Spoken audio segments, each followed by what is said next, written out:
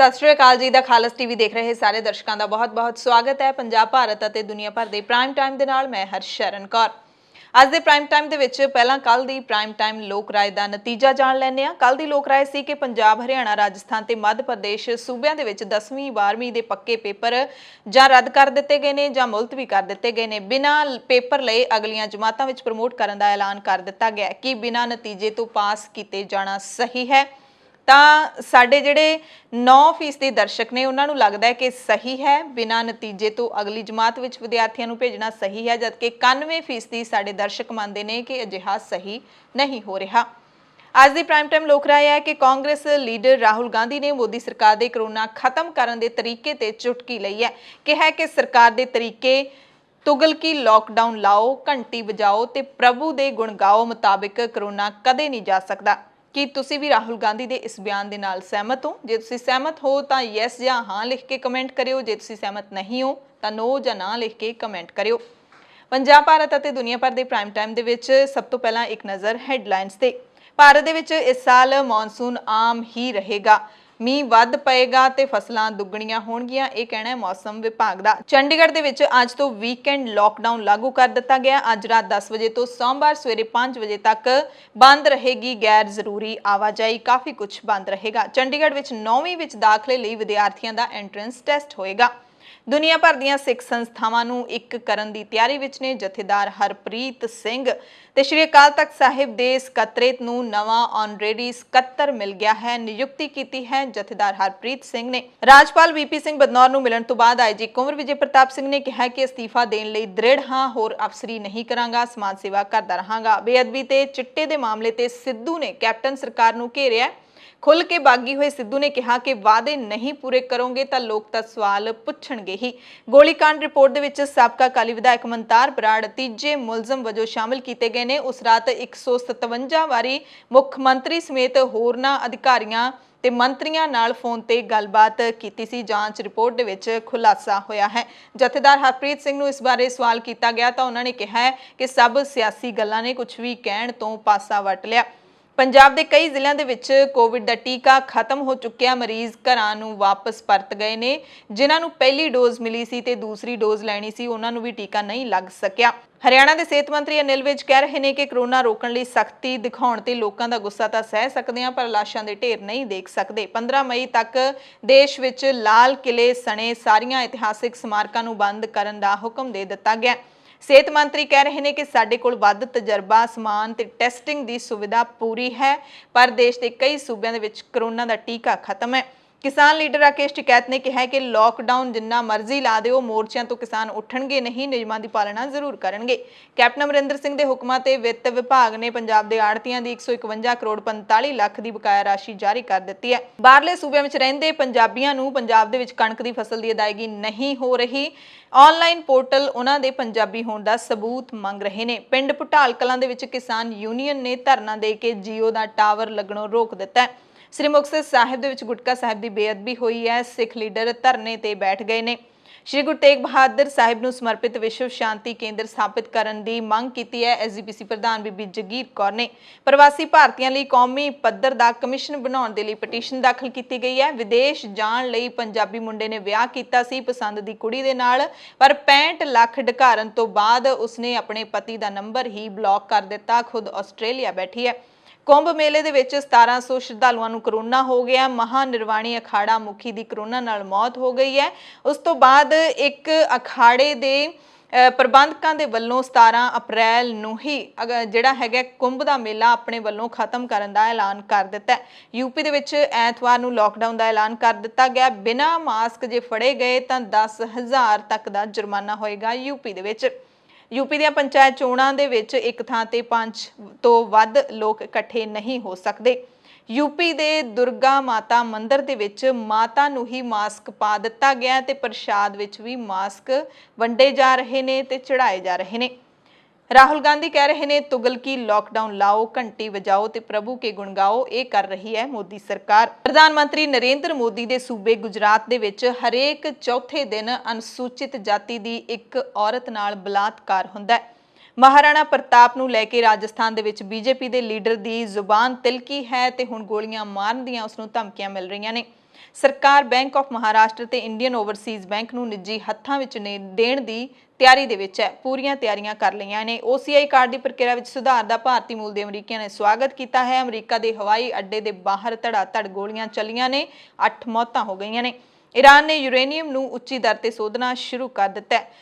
ਛੁੱਟੀਆਂ ਦੇ ਸ਼ੌਕੀਨ ਇੱਕ ਬੈਂਕ ਕਲਰਕ ਨੇ ਛੁੱਟੀਆਂ ਲੈਣ ਲਈ 4 ਹਫ਼ਤਿਆਂ ਦੇ ਵਿੱਚ 4 ਵਿਆਹ ਤੇ 3 ਤਲਾਕ ਕਰਵਾ ਲਏ ਤੇ 32 ਛੁੱਟੀਆਂ ਲੈ ਲਈਆਂ। ਪੰਜਾਬ, ਭਾਰਤ ਅਤੇ ਦੁਨੀਆ ਭਰ ਦੇ ਪ੍ਰਾਈਮ ਟਾਈਮ ਦੇ ਵਿੱਚ ਹੁਣ ਖਬਰਾਂ ਵਿਸਥਾਰ ਦੇ ਨਾਲ ਅਤੇ ਪਹਿਲਾਂ ਵਾਰੀ ਪੰਜਾਬ ਦੀ।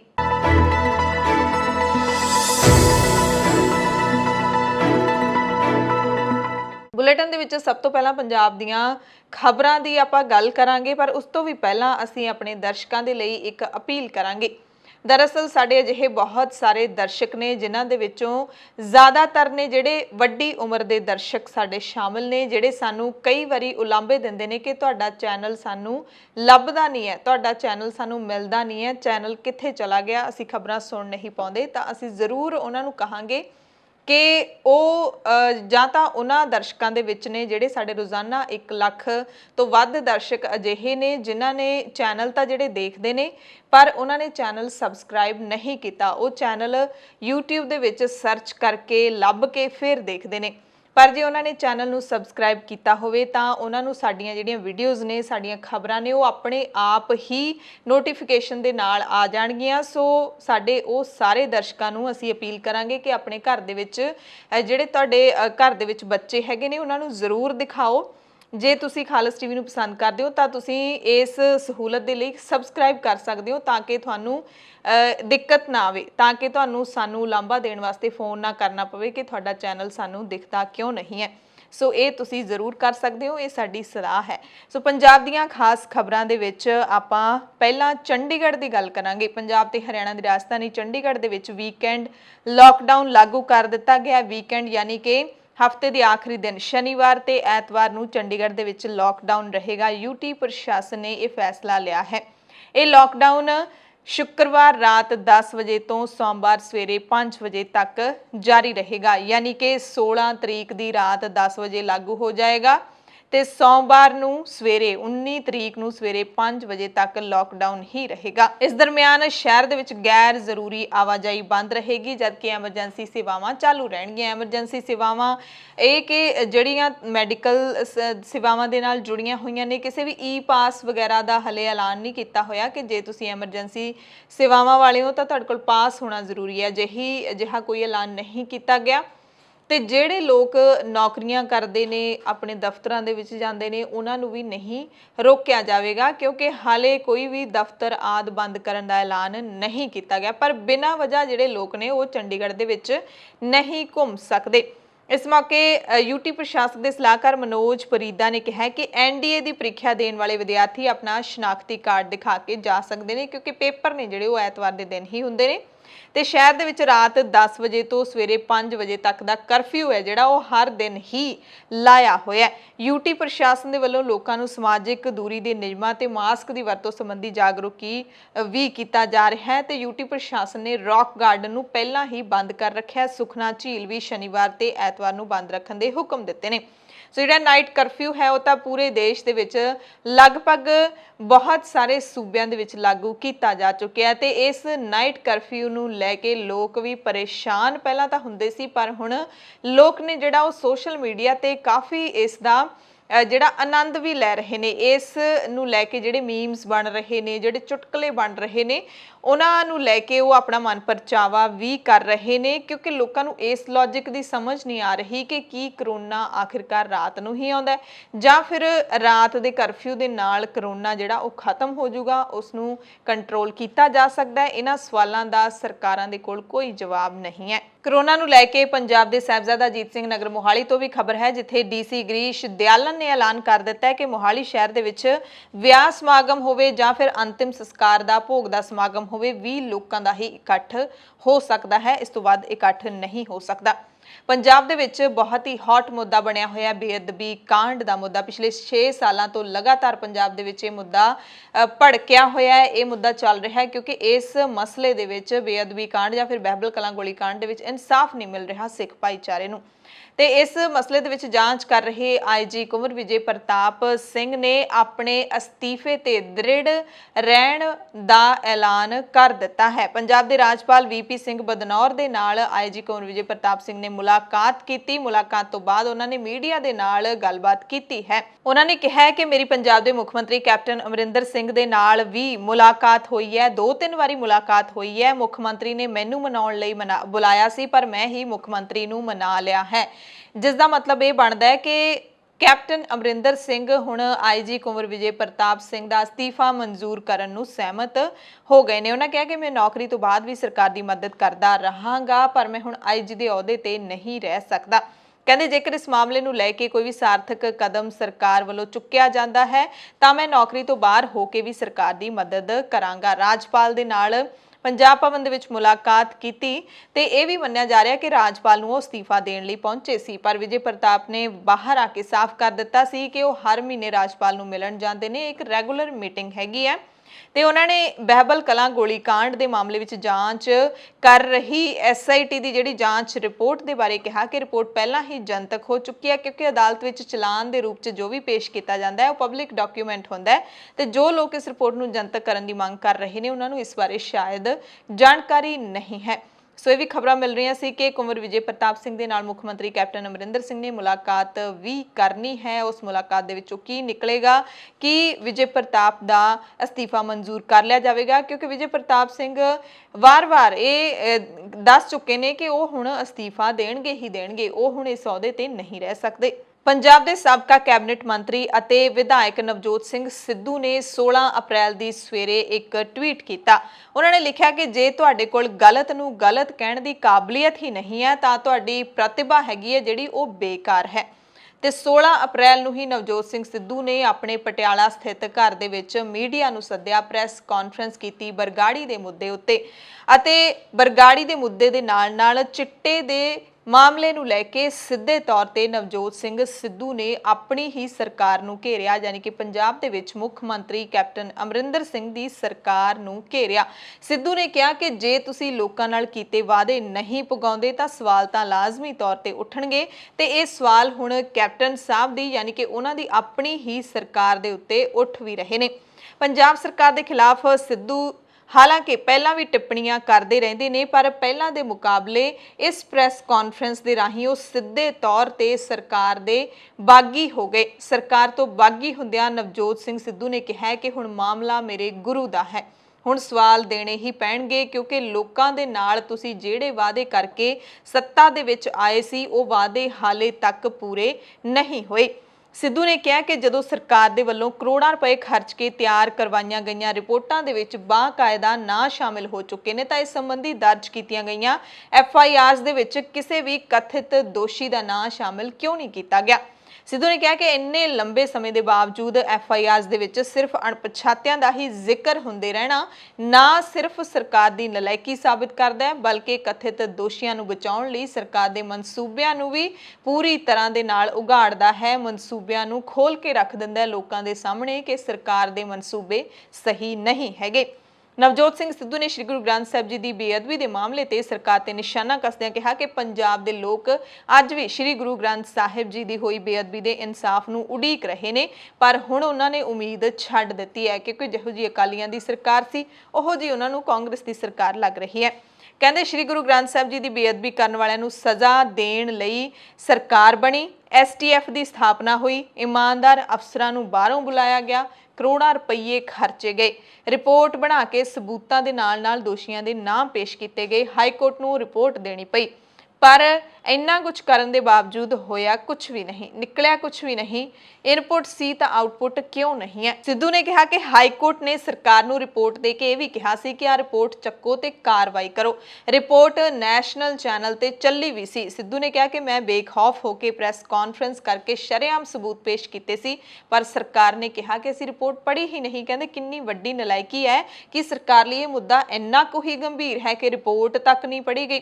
ਸੋ ਬਹੁਤ ਸਾਰੇ ਸਵਾਲ सवाल ने ਜਿਹੜੇ ਉਹ ਨਵਜੋਤ ਸਿੰਘ ਸਿੱਧੂ ਨੇ ਇਸ ਮਸਲੇ ਤੇ ਚੁੱਕੇ ਨੇ। ਸਿੱਧੂ ਨੇ ਸਰਕਾਰ ਨੂੰ ਇੱਕ ਸਿੱਧਾ ਜਿਹਾ ਸਵਾਲ ਪੁੱਛਿਆ ਕਿ ਪੰਜਾਬ ਦੇ ਲੋਕਾਂ ਨੂੰ ਸਰਕਾਰ ਸਿਰਫ ਇੰਨਾ ਸਮਝਾ ਦੇਵੇ ਕਿ ਗੋਲੀकांड ਸਮੇਂ ਪੁਲਿਸ ਵਾਲੇ ਕੌਣ ਸੀਗੇ, ਗੋਲੀकांड ਦਾ ਹੁਕਮ ਦੇਣ ਵਾਲੇ ਕੌਣ ਸੀਗੇ। ਕਹਿੰਦੇ ਇਹ ਤਾਂ ਨਿੱਕੇ ਨਿੱਕੇ ਬੱਚਿਆਂ ਨੂੰ ਪਤਾ ਹੈ, ਚੁਣੇ ਹੋਏ ਨੁਮਾਇੰਦਿਆਂ ਨੂੰ ਵੀ ਪਤਾ ਹੈ, ਪੰਜਾਬ ਦੇ ਲੋਕਾਂ ਨੂੰ ਵੀ ਪਤਾ ਹੈ ਕਿ ਦੋਸ਼ੀ ਅਸਲ ਦੇ ਵਿੱਚ कौन हैगे ने, पर सरकार ने चार्जशीट क्यों नहीं दाखिल की, सरकार चुप क्यों है। नशिਆਂ ਦੇ ਮੁੱਦੇ ਤੇ ਬੋਲਦਿਆਂ ਸਿੱਧੂ ਨੇ ਕਿਹਾ ਕਿ ਲੋਕਾਂ ਨੇ ਨਸ਼ਾ ਤਸਕਰੀ ਨੂੰ ਠੱਲ ਪਾਉਣ ਤੇ ਹੋਰ ਮਾਮਲਿਆਂ ਸੰਬੰਧੀ ਕੀਤੇ ਗਏ ਵਾਅਦਿਆਂ ਤਹਿਤ ਹੀ ਪੰਜਾਬ 'ਚ ਕਾਂਗਰਸ ਦੀ ਸਰਕਾਰ ਬਣਾਈ ਸੀ, ਪਰ ਹੁਣ ਲੋਕਾਂ ਕੋਲ ਸਰਕਾਰ ਨੂੰ ਘੇਰ ਕੇ ਸਵਾਲ ਪੁੱਛਣ ਤੋਂ ਇਲਾਵਾ ਹੋਰ ਕੋਈ ਚਾਰਾ ਨਹੀਂ ਰਹਿ ਜਾਂਦਾ। उन्होंने कहा कि नशा तस्करी विच फड़े गए जगदीश भोला ते बिट्टू औलख दे वल्लों स्पष्ट तौर ते लए गए कुछ प्रमुख व्यक्तियों के नाम FIRs दे विच आउणे बनदे ने। बावजूद इसते सरकार ने भोले ते बिट्टू वल्लों लए गए नावां नूं नज़रअंदाज कर दिता है। सिद्धू ने यह भी दावा किया कि यह मामला मैं पंजाब विधान सभा समेत कई होर प्लेटफार्मां ते भी चुक्या है, पर जदों इसका कोई असर ना होया तां मजबूरी मैनू फिर तो मीडिया नूं बुला के ਇਹ ਜਿਹੜਾ ਸਾਰਾ ਮਸਲਾ ਲੋਕਾਂ ਦੇ ਸਾਹਮਣੇ ਰੱਖਣਾ ਪਿਆ ਹੈ, ਕਿਉਂਕਿ ਵੋਟਾਂ ਫੇਰ ਆ ਗਈਆਂ ਨੇ। ਲੋਕ ਸਰਕਾਰ ਤੋਂ ਜਵਾਬ ਮੰਗ ਰਹੇ ਨੇ, ਜਾਂ ਸਰਕਾਰ ਜਵਾਬ ਦੇਵੇ ਜਾਂ ਫਿਰ ਵਾਅਦੇ ਪੂਰੇ ਕਰੇ। ਆਸ ਨਾਲ ਜਿਨ੍ਹਾਂ ਮੁੱਦਿਆਂ ਤੇ ਸਰਕਾਰ ਬਣਾਈ ਸੀ ਪੰਜਾਬ ਦੇ ਲੋਕਾਂ ਨੇ, ਉਹ ਸਵਾਲ ਬਣੇ ਖੜੇ। ਰਿਪੋਰਟ ਟੀਵੀ ਤੇ ਲਾਈਵ ਚੱਲੀ, ਨੈਸ਼ਨਲ ਚੈਨਲ ਤੇ। मैं बेखौफ होके प्रेस कॉन्फ्रेंस की थी और शरेआम सबूत पेश किए, पर सरकार कहती असी पढ़ी नहीं, असी पढ़ी नहीं। मावां दियां कुखां उजड़ गईयां, लखां दियां, लखां घर बर्बाद हो गए। कि यह मुद्दा इन्ना अहम नहीं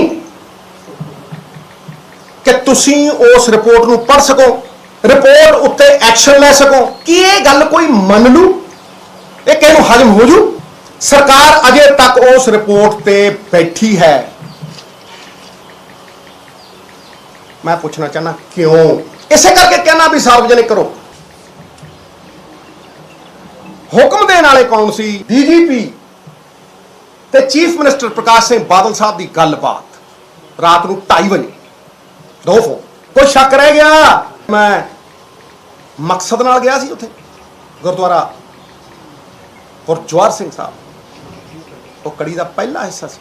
ਜਦੋਂ ਉਹਦੇ ਤੇ ਸੁਰੱਖਿਆ ਕਵਚ ਪਾਉਣਾ ਹੁੰਦਾ ਤੇ ਤੁਸੀਂ ਉਹਦਾ ਨਾਮ ਨਹੀਂ ਦਿੰਦੇ FIR 'ਚ, ਅਣਪਛਾਤਿਆਂ ਦੇ ਪਾ ਦਿੰਦੇ। ਮਾਮਲਾ ਮੇਰੇ ਗੁਰੂ ਦਾ ਹੈ ਔਰ ਮੇਰੇ ਵਰਗੇ ਖਰਬਾਂ ਦਾ। ਸਰਕਾਰ ਦੇ ਵਕਾਰ ਤੇ ਸਵਾਲ, ਸਰਕਾਰ ਦਾ ਵਕਾਰ, ਉਹਦੀ ਇੰਟੈਂਟ ਨਾਲ, ਲੁੱਕਾ ਛਿਪੀ ਨਾਲ ਨਹੀਂ। ਸੋ ਇਸ ਪੂਰੇ ਮਸਲੇ ਦਰਮਿਆਨ ਇੱਕ ਸਭ ਤੋਂ ਵੱਡੀ ਮੰਗ ਉੱਠ ਰਹੀ ਹੈ ਕਿ ਜਿਹੜੀ IG ਕੁੰਵਰ ਵਿਜੇ ਪ੍ਰਤਾਪ ਸਿੰਘ ਦੀ ਪੜਤਾਲ ਕਮੇਟੀ ਨੇ ਰਿਪੋਰਟ ਪੇਸ਼ ਕੀਤੀ ਸੀ ਹਾਈ ਕੋਰਟ ਦੇ ਵਿੱਚ, ਇਸ ਨੂੰ ਰੱਦ ਕੀਤਾ ਗਿਆ। ਉਸ ਨੂੰ ਜਨਤਕ ਕਿਉਂ ਨਹੀਂ ਕੀਤਾ ਜਾਂਦਾ? ਹਾਲਾਂਕਿ ਕੁੰਵਰ ਵਿਜੇ ਪ੍ਰਤਾਪ ਸਿੰਘ ਨੇ ਕਹਿ ਦਿੱਤਾ ਹੈ ਕਿ ਪਹਿਲਾਂ ਤੋਂ ਹੀ ਜਨਤਕ ਹੈ, ਜਦੋਂ ਚਲਾਨ ਪੇਸ਼ ਹੋ ਜਾਂਦਾ ਤਾਂ ਆਲਰੇਡੀ ਜਨਤਕ ਡਾਕੂਮੈਂਟ ਹੀ ਹੁੰਦਾ ਹੈ। ਸ਼ਾਇਦ ਇਹ ਅਣਜਾਣਪੁਣੇ ਦੇ ਵਿੱਚ ਮੰਗ ਕੀਤੀ ਜਾ ਰਹੀ ਹੈ। ਸੋ ਫਿਲਹਾਲ ਰਿਪੋਰਟ ਜਨਤਕ ਹੁਣ ਹੋ ਚੁੱਕੀ ਹੈ। ਇੱਕ ਨਿੱਜੀ TV ਚੈਨਲ ਦੇ ਹਵਾਲੇ ਨਾਲ ਅਸੀਂ ਤੁਹਾਨੂੰ ਦੱਸਦੇ ਹਾਂ ਕਿ ਰਿਪੋਰਟ ਦੇ ਵਿੱਚ ਕੀ ਕੁਝ ਲਿਖਿਆ ਹੋਇਆ, ਸਾਰਾ ਕੁਝ ਤਾਂ ਹਾਲੇ ਜਨਤਕ ਨਹੀਂ ਸਾਨੂੰ ਪਤਾ ਲੱਗ ਪਾਇਆ, ਪਰ ਜੋ ਇੱਕ ਅੱਧਾ ਪਾਰਟ ਸਾਨੂੰ ਪਤਾ ਲੱਗਿਆ ਹੈ ਉਹ ਅਸੀਂ ਤੁਹਾਨੂੰ ਦੱਸ ਦਿੰਦੇ ਹਾਂ ਕਿ ਜਿਹੜੀ ਜਾਂਚ ਰਿਪੋਰਟ ਹੈ ਉਸ ਦੇ ਵਿੱਚ ਤਤਕਾਲੀ ਅਕਾਲੀ ਵਿਧਾਇਕ ਕੋਟਕਪੂਰਾ ਤੋਂ ਜਿਹੜੇ ਸੀਗੇ ਮਨਤਾਰ ਸਿੰਘ ਬਰਾੜ, ਉਹਨਾਂ ਨੂੰ ਮੁਲਜ਼ਮ ਨੰਬਰ 3 ਦੇ ਵਜੋਂ ਨਾਮਜ਼ਦ ਕੀਤਾ ਗਿਆ। ਵਿਧਾਇਕ ਮਨਤਾਰ ਸਿੰਘ ਬਰਾੜ ਤੇ SIT ਨੇ 13 ਤੇ 14 ਅਕਤੂਬਰ 2015 ਦੀ ਦਰਮਿਆਨੀ ਰਾਤ ਨੂੰ ਤਤਕਾਲੀ ਮੁੱਖ ਮੰਤਰੀ ਪ੍ਰਕਾਸ਼ ਸਿੰਘ ਬਾਦਲ ਨਾਲ ਫੋਨ ਤੇ ਗੱਲਬਾਤ ਕੀਤੇ ਜਾਣ ਦਾ ਦਾਅਵਾ ਕੀਤਾ। ਰਿਪੋਰਟ ਵਿੱਚ ਇਹ ਵੀ ਕਿਹਾ ਗਿਆ ਕਿ ਮਨਤਾਰ ਬਰਾੜ ਨੇ ਮੁੱਖ ਮੰਤਰੀ ਨਾਲ ਫੋਨ ਤੇ ਗੱਲਬਾਤ ਕਰਕੇ ਭੀੜ ਜਾਂ ਪ੍ਰਦਰਸ਼ਨਕਾਰੀਆਂ ਨੂੰ ਉੱਥੋਂ ਹਟਾਉਣ ਦੇ ਲਈ ਕਿਹਾ ਸੀ। ਰਿਪੋਰਟ 'ਚ ਇਹ ਵੀ ਦੱਸਿਆ ਗਿਆ ਕਿ ਇੱਕ ਸਾਜ਼ਿਸ਼ ਦੇ ਤਹਿਤ ਮਨਤਾਰ ਬਰਾੜ ਇਸ ਘਟਨਾ ਵਿੱਚ ਸਿੱਧੇ ਤੌਰ ਤੇ ਸ਼ਾਮਿਲ ਹੋਏ ਸਨ ਤੇ ਉਸ ਸਮੇਂ ਲਗਾਤਾਰ ਸਾਬਕਾ ਮੁੱਖ ਮੰਤਰੀ ਪ੍ਰਕਾਸ਼ ਸਿੰਘ ਬਾਦਲ ਅਤੇ ਡਿਪਟੀ CM ਸੁਖਬੀਰ ਸਿੰਘ ਬਾਦਲ ਦੇ ਸੰਪਰਕ ਵਿੱਚ ਸਨ। ਇਸ ਤੇ ਮਨਤਾਰ ਬਰਾੜ ਨੂੰ ਸਵਾਲ ਵੀ ਪੁੱਛੇ ਗਏ ਸਨ, ਜਿਸ ਤੇ ਬਰਾੜ ਨੇ ਕਿਹਾ ਕਿ ਜਿਸ ਦੇ ਹਲਕੇ ਵਿੱਚ ਇਸ ਤਰ੍ਹਾਂ ਦਾ ਚਿੰਤਾਜਨਕ ਮਾਹੌਲ ਹੋਵੇ ਤਾਂ ਉਸ ਵਿਧਾਇਕ ਨੇ ਮੁੱਖ ਮੰਤਰੀ ਨਾਲ ਗੱਲਬਾਤ ਤਾਂ ਕਰਨੀ ਹੀ ਹੁੰਦੀ ਹੈ। ਸੋ ਇਹ ਜਿਹੜਾ ਦਾਵਾ ਹੈ ਰਿਪੋਰਟ ਦੇ ਵਿੱਚ ਉਹ ਮਨਤਾਰ ਸਿੰਘ ਬਰਾੜ ਦੀ ਜਿਹੜੀ ਫੋਨ ਡਿਟੇਲ ਹੈ ਉਸ ਨੂੰ ਲੈ ਕੇ ਦਰਜ ਕੀਤਾ ਗਿਆ ਹੈ। ਸੋ ਅੱਗੇ ਜੋ ਸਾਨੂੰ ਜਾਣਕਾਰੀ ਮਿਲਦੀ ਰਹੇਗੀ ਅਸੀਂ ਤੁਹਾਡੇ ਨਾਲ ਸਾਂਝੀ ਕਰਦੇ ਰਹਾਂਗੇ।